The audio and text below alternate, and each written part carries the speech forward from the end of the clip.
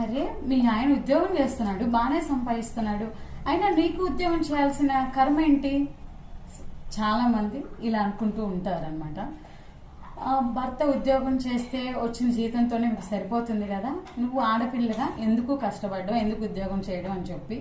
So ఇప్పుడున్న situations బట్టి, ఇప్పుడున్న పరిస్థితులను బట్టి ఒక్క రూపాయి అనుకున్నది 3 రూపాయలకి వెళ్ళిపోయింది ఆఫ్టర్ కరోనా.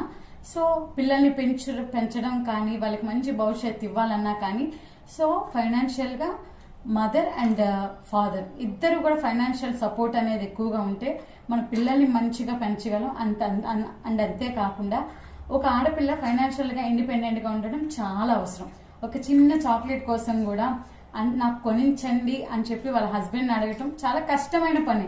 ఒక 5 రూపాయల చాక్లెట్ ఏం అడుగుతాంలే చిన్నపిల్లలాగా అని చెప్పి అనిపిస్తూ ఉంటుంది.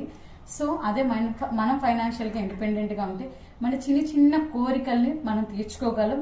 అండ్ అలాగే మన పేరెంట్స్కి ఏమైనా కావాలన్నా కానీ మా ఆయన్ని అడిగిస్తాను అని అనుకుండా, నా దగ్గర ఉన్నాయమ్మా నేను మీకు చూపిస్తాను, ఏదైనా హెల్త్ బాగోపోతే, లేకపోతే నేను మీకు సపోర్ట్గా నిలబడతాను అని చెప్పి మనం నిలబడగలం. కాబట్టి సో ఆడపిల్ల ఉద్యోగం చేస్తుంటే నువ్వెందుకు ఉద్యోగం చేస్తున్నావు అని చెప్పి ఈ సొసైటీ చాలా మంది నిలబెట్టి ఇన్ని క్వశ్చన్స్ అడుగుతూ ఉంటుంది. అలాంటి క్వశ్చన్స్ ప్లీజ్ అడగొద్దు. వీడియో నచ్చితే లైక్ చేయండి. Thank you.